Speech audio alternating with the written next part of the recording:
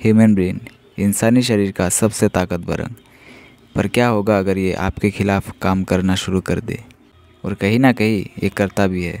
और आज के वीडियो में मैं आपको बताऊंगा कि ह्यूमन ब्रेन अपने आप को सही साबित करने के लिए किस हद तक जा सकता है। 1980 में रिप्रेस्ड मेमोरी थेरेपी बहुत ही ज़्यादा फेमस हो रही थी। इस थेरेपी के माध्यम से लोगों को एनकरेज किया जाता था कि वो अपने भूले हुए बचपन को फिर से याद करें। 80 और 90 के दशक में सैकड़ों बेगुनाह लोगों के खिलाफ सेक्सुअल वायलेंस का केस दर्ज किया गया। जब इन शिकायतों की सही तरीके से जांच की गई तो पता चला इनमें से ज़्यादातर ही फर्जी थे। उस दौरान हज़ारों थेरेपिस्ट ने अपनी नौकरियां खोई और यहाँ तक कि अपने लाइसेंस भी खोए। आखिर ऐसा क्या हुआ कि अचानक से इतने सारे लोग अपने आप को सेक्सुअल वायलेंस का शिकार मानने लगे? इसे जानने के लिए हमें ह्यूमन ब्रेन के बिहेवियर को समझना होगा। दरअसल हमारा ब्रेन खुद के प्रति बहुत ही ज़्यादा बायास यानी पक्षपाती होता है। यह अपने आप को सही साबित करने के लिए किसी भी हद तक जा सकता है।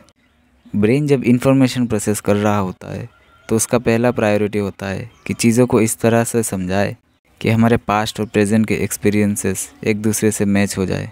और जब हमारे पास्ट और प्रेजेंट के एक्सपीरियंसेस मैच नहीं होते तो हमारा ब्रेन फेक पास्ट एक्सपीरियंस बनाता है। और जब 80 और 90 के दशक में सेक्सुअल वायलेंस के केस दर्ज किए जा रहे थे तब काफ़ी ज़्यादा लोग अपने आप को भी शिकार मानने लगे थे, जबकि असल में ऐसा कुछ नहीं था।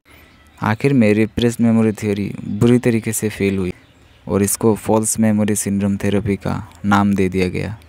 मशहूर कॉमेडियन एमो फिलिप्स कहा करते थे, मुझे लगता था कि ह्यूमन ब्रेन हमारे शरीर का सबसे खूबसूरत अंग है, फिर मुझे पता लगा कि मुझसे ये कौन कह रहा है।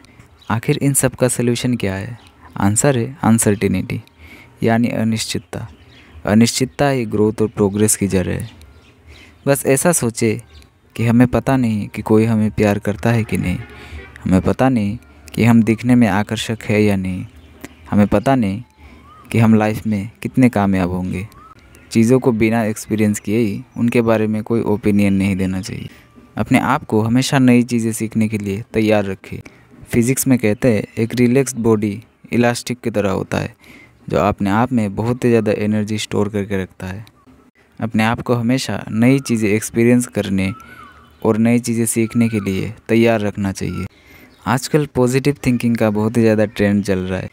बी पॉजिटिव वाला माइंडसेट जैसे you are special, you are unique हमें साइकोलॉजिकली हेल्प तो करता है, पर प्रॉब्लम तब आती है जब हम इसे नेगेटिवली लेने लगते हैं। कभी कभी हमें लगता है कि हमें औरों से ज़्यादा अच्छा ट्रीटमेंट मिलना चाहिए। हमारे प्रॉब्लम्स बहुत ही ज़्यादा यूनिक है जिनका सल्यूशन इस ब्रह्मांड में ही नहीं है। मैं आपको सलाह दूंगा कि ना आप स्पेशल बने ना आप यूनिक बने। अपने आप को ना जीनियस माने ना ही कोई बुरी तरह पीड़ित इंसान, बल्कि अपने आप को एक स्टूडेंट, एक पार्टनर और एक अच्छे दोस्त की तरह देखें। आप अपने आप को जितनी रेयर आइडेंटिटी देंगे, जितना ही अपने आप को दुनिया से अलग मानेंगे, उतनी ही सारी चीज़ें आपके आइडेंटिटी को चैलेंज करेंगी।